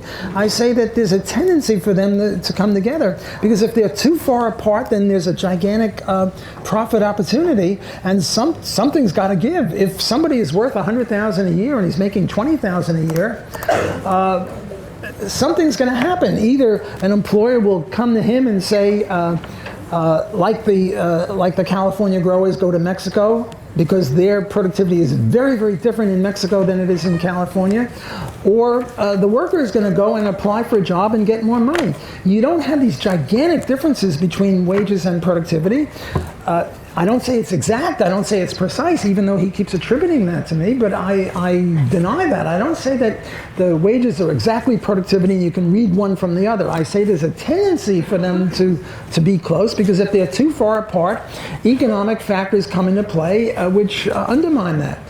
The reason that LeBron James, again, has great bargaining power is because he's got a lot of productivity. If he didn't have that productivity, he wouldn't have any bargaining power. It's true that if he didn't have that productivity, he wouldn't have that bargaining power. But even with that productivity, he still wouldn't have that bargaining power. And again, this is empirical. Look at what the major sports players were paid before unions. When you go back to the 40s and 50s, you had star athletes parking cars in the parking lots after games. You had the best players in the game being paid a pittance wages. This was particularly bad in football, simply because the physical attributes of an offensive lineman just aren't transferable to many other jobs except bouncer. And so you're kind of, they know that you have no other options. You work for us, or you're going back to whatever the poverty that you came from, and so we can pay you a much lower level. And again, this is not theoretical, this is not tendency. Go back and look at the wages that they were paid until they banded together into a union to increase their collective bargaining power so that they could get their fair share of the profits that were being derived from their work. This is why the most interesting thing that's happened in economics this month was the NLRB approving the Northwestern players, college players unionizing. That's going to wreck the NCAA. Okay. Okay.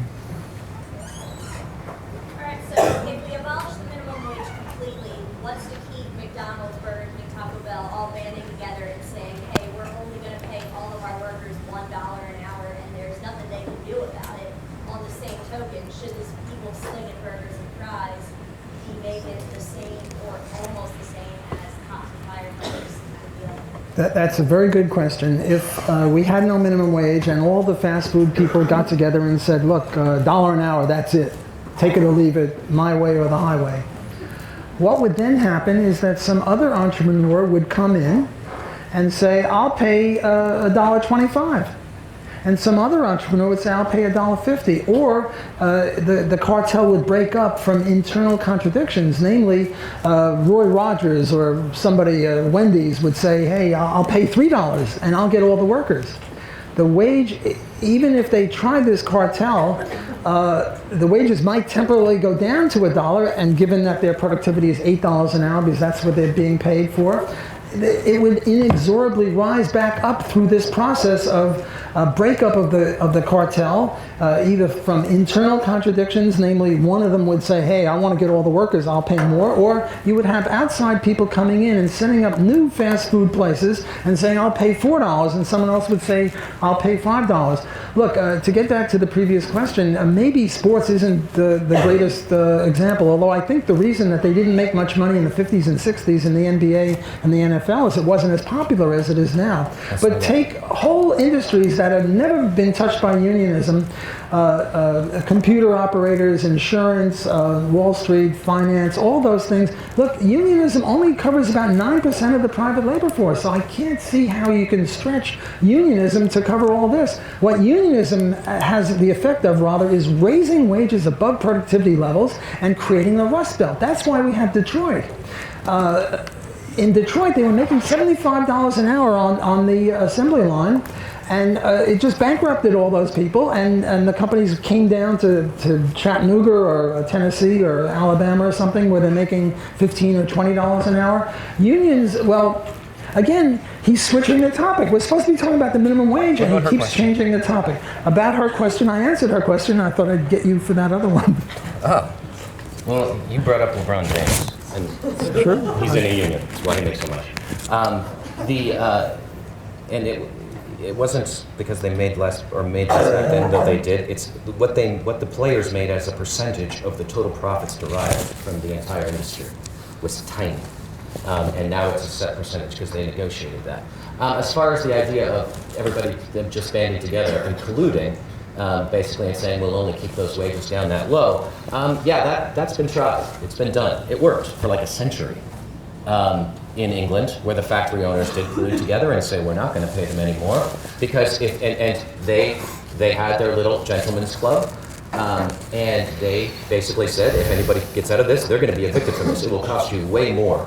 Any profit you could make from trying to buck the trend, you will get way more from that. That would be much more difficult to do that today because we have far more laws in place and a far more open economic system as far as how you can enter in.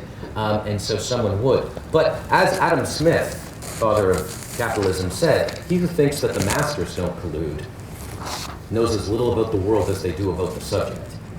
In other words, owners will collude. Of course they do. This is why, to go back to sports, this is why the NFL has repeatedly been brought up on antitrust scandals, because they collude together to keep their workers' wages low so that they can derive higher profits. But on the flip side, no, you don't want everybody making the same thing.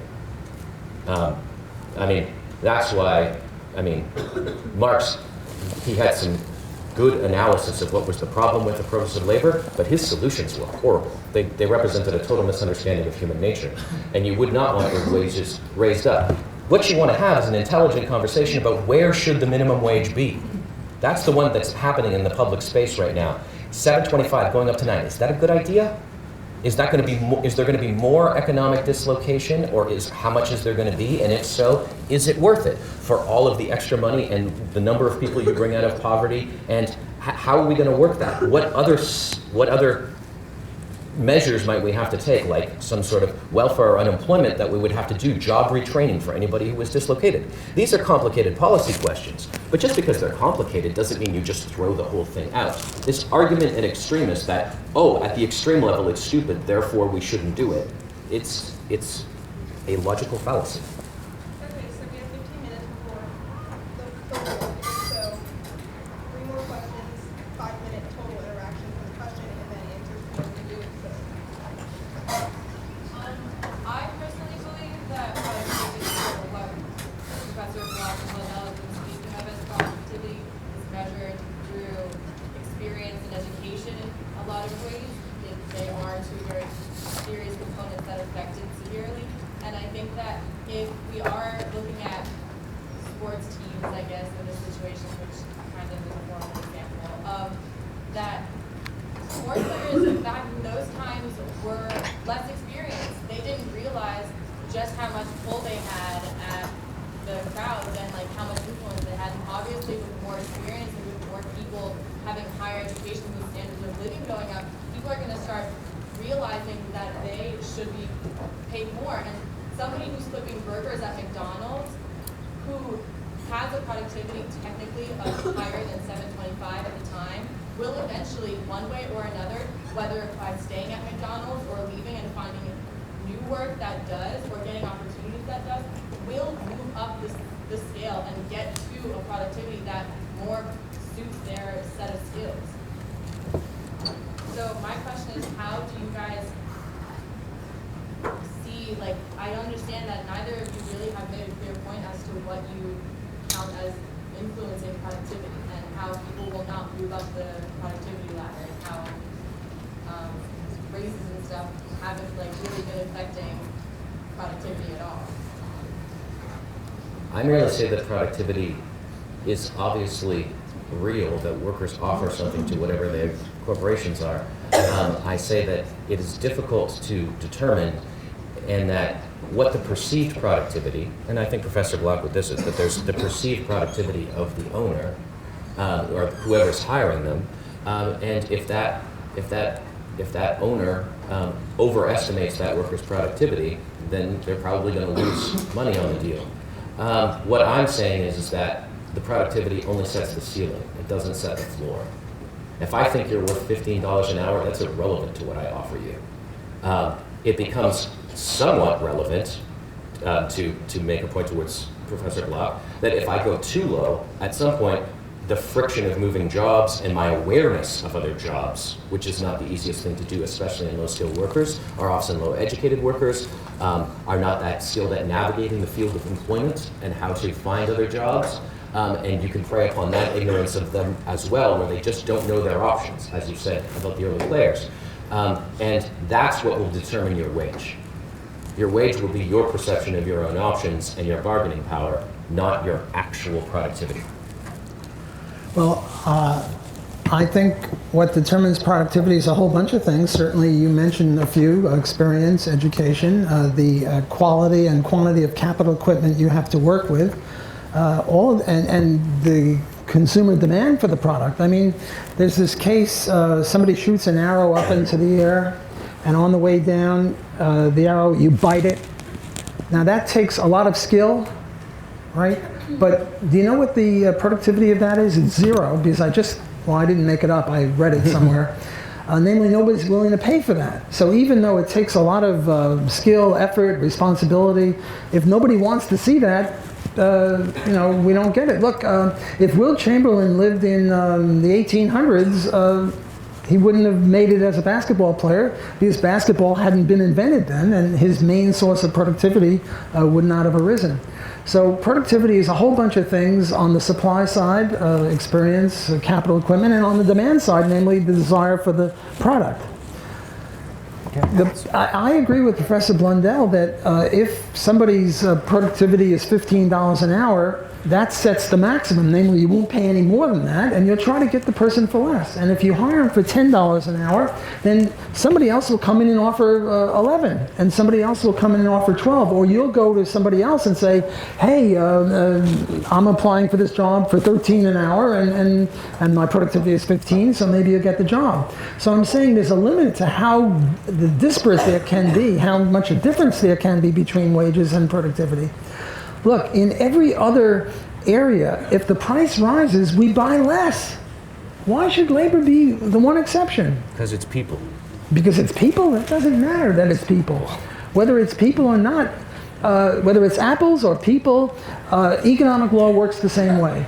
And if you raise the price, look, if I demanded $1 million a year from Father Wilds for my salary, he would say, don't let the door hit you on the rear end as you leave.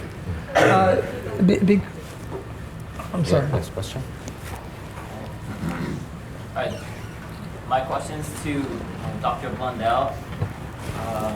Actually, she's being a little inconsistent. Okay. Okay, so I've heard worse.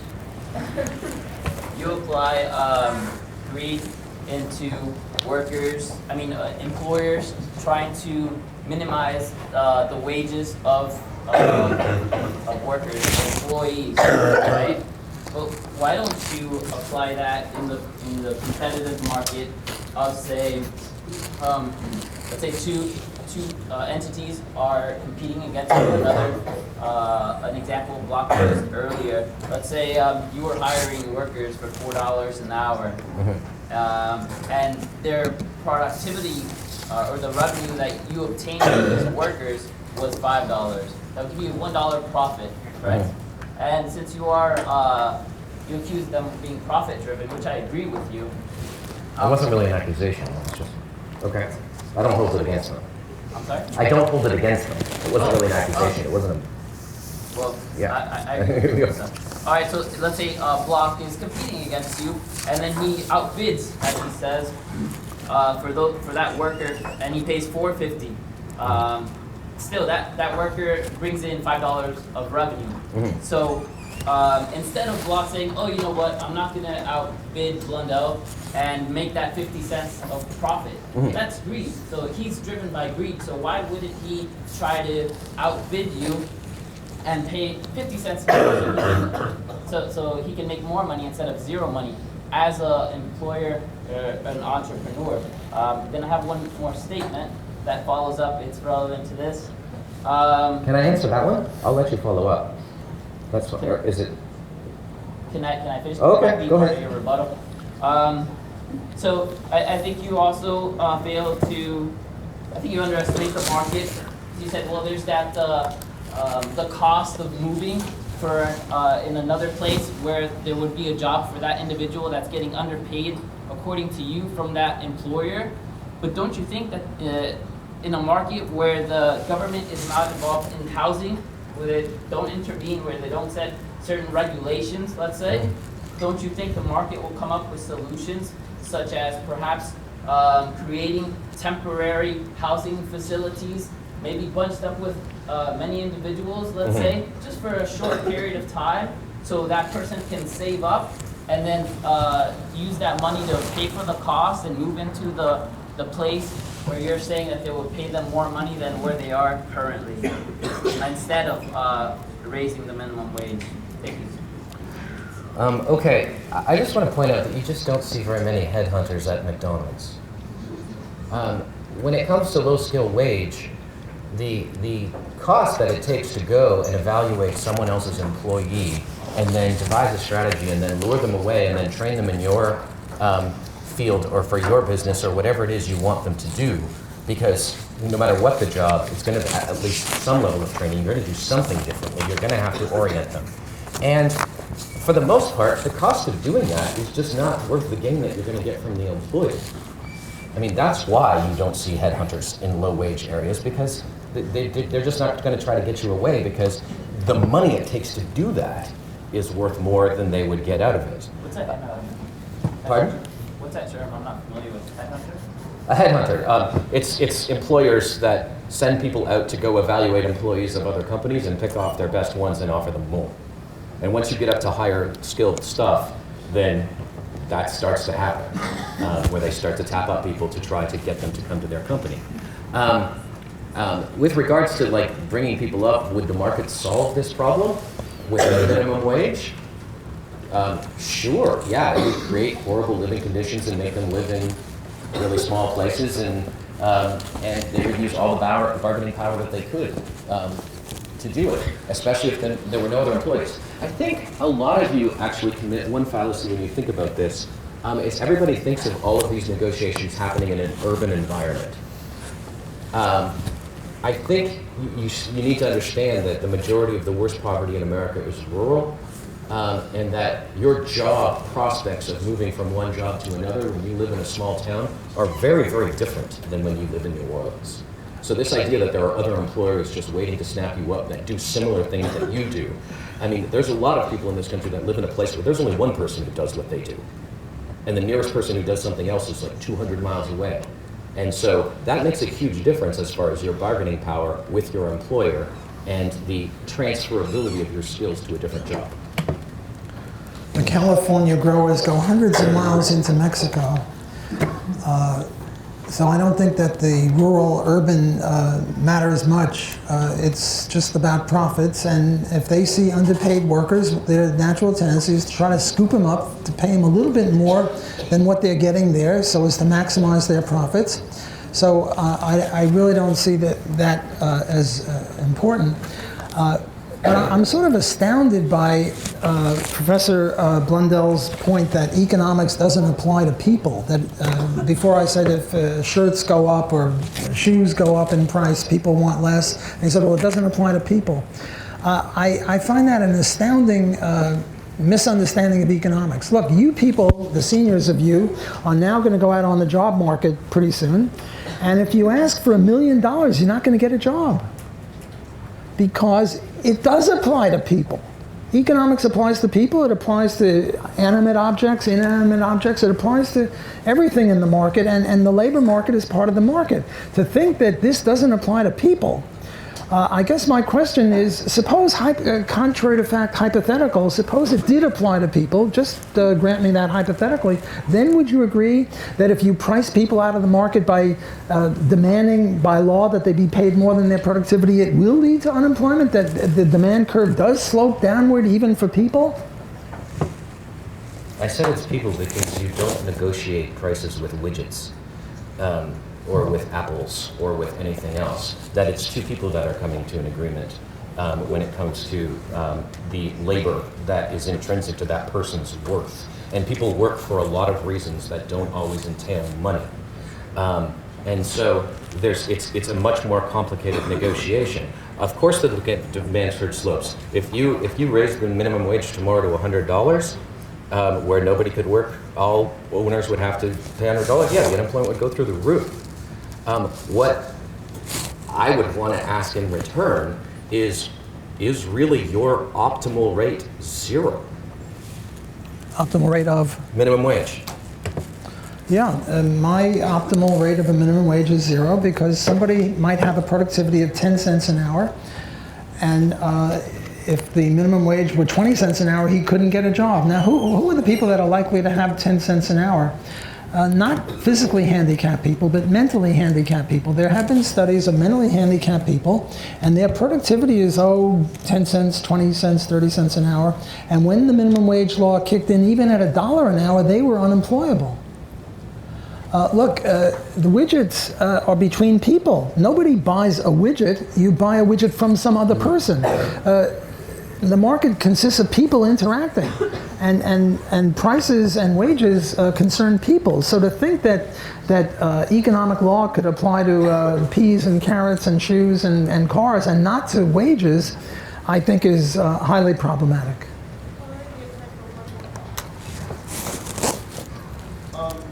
Okay, so you have a person with a productivity of 10 cents.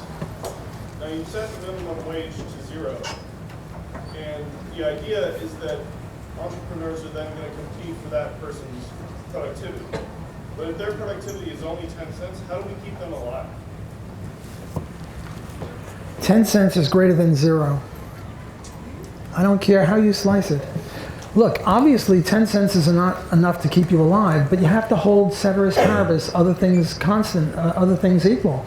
Which is better, 10 cents an hour or 0? Look, in some countries, in Bangladesh, 10 cents an hour is what they get.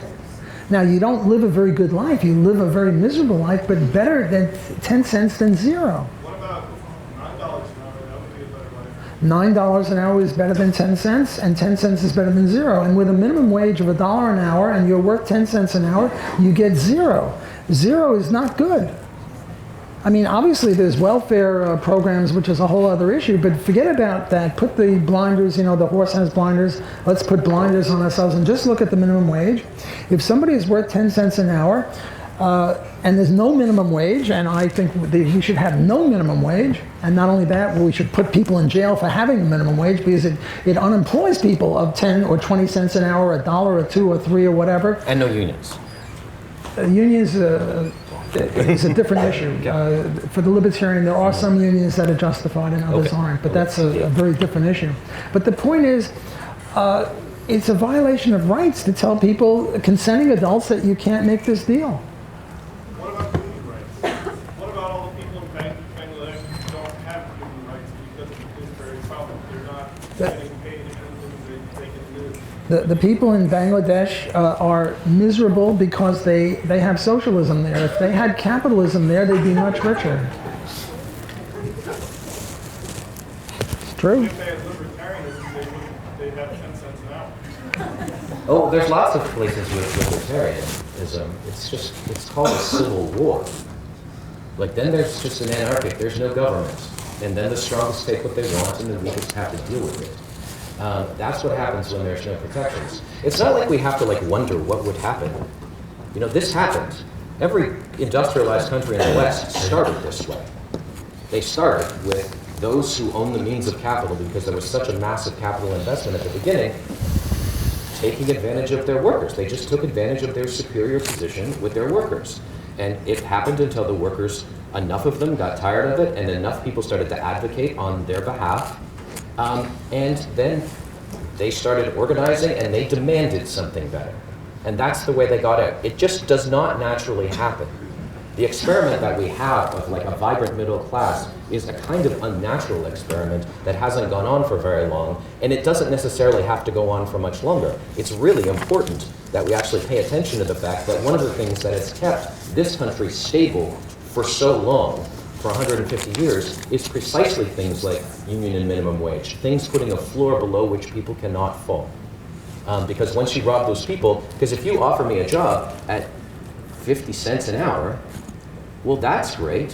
Why? I'm going to work 40 hours a week, right? I'm going to make $20.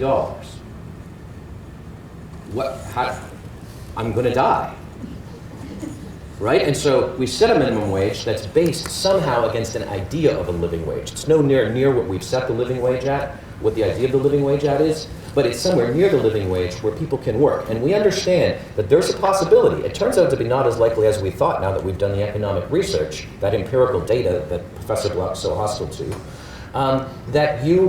that you actually don't actually lose that many people in the labor pool, if at all. And you lose a small enough number that it's actually something that's a policy problem that can be solved. And then you do start bringing things like welfare, unemployment training, things that can transition them back into the workforce, and then suddenly everybody's up at that floor. You know what? When there was like 25 cents unemployment, or it was much less, we didn't have significantly higher we don't have a significantly higher unemployment now than we did then. In fact, if you look at the minimum wage as a ratio to things, it has no bearing on it. So long as you keep the minimum wage raises reasonable, the one reason I don't particularly like the 725 to 1010 is because that's a huge percentage increase. And I would like to get there eventually, but I would like to do it slower so that there's less dislocation. But the idea that helping 19 people out of poverty and then taking those increased resources to turn to help the 20th person, that they could start getting education and training and job skills, and now that there's less poverty, you want to put those people in jail? I'll go to jail, because I think that's totally worth it. Okay, so we now have to do this closing argument, so Dr. Blundell, you have 5 minutes. Okay, actually, I'll just stay here. To close, let me rehearse what's happened here. That's an effective way of closing. I started my presentation by rehearsing how we got to a minimum wage and how miserable things were before we had one, and thus the necessity of it, because without it, there's a real danger of us falling back into something like that. And so I told the story of where it was, how it came to be, the fact that over the years, it does not have a market effect on unemployment. And certainly it can have a slightly dislocational effect, maybe, although it turns out not as much as we thought, and it's certainly manageable. And over the long term, it doesn't, in that the raises in minimum wage have not led to greater unemployment. Other market forces far greater than the minimum wage are what help determine what your unemployment level is. And so we've done that. It hasn't had that effect, to the point where we've had to study why it doesn't have that effect. And then I kind of, as an advance move, actually transitioned to the topic about why Professor Block was just going to ignore all this data and talk about how the minimum wage costs jobs. And that no matter what I said, and no matter what studies there were, and no matter how many countries you could point to, or states that you could point to that had higher minimum wages and lower unemployment, he was still going to say higher minimum wage, lower unemployment. And there's almost like an autism to it, that you just keep repeating the same thing, which I can only explain by some sort of fundamentalist ideology, where you have your basic premises and everything after that is reasoned deductively. You are not open to new information. Empirical data cannot change your fundamental hypotheses. So that arguing with Professor Block about the minimum wage is kind of like arguing with a creationist about paleontology. You just cannot have that discussion because their premises keep them from entering into that kind of empirical discussion.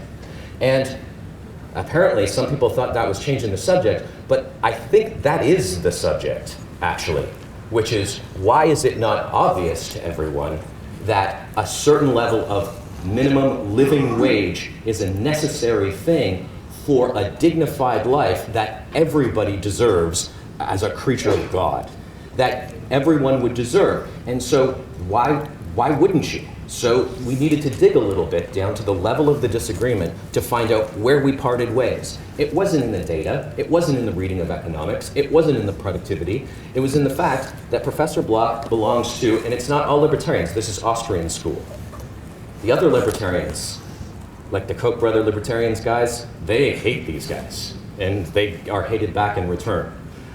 So there's a big fissure within the libertarian camps as well. But as he says, it's his way of approaching economics is not empirical. It's not data-driven. It's actually, by his own words, it logically proceeds from its premises. And so I had to explain why those libertarian premises of free and equal human beings all coming into free and equal contact, free and equal contracts that are freely negotiated, and thus that's an expression of everybody's liberty, and the market magically prices everything at everyone's worth. This is a fiction that has nothing to do with reality, and it's a pernicious fiction because it is most tightly clung to by those who already have the advantages in negotiation. That's it. Thanks.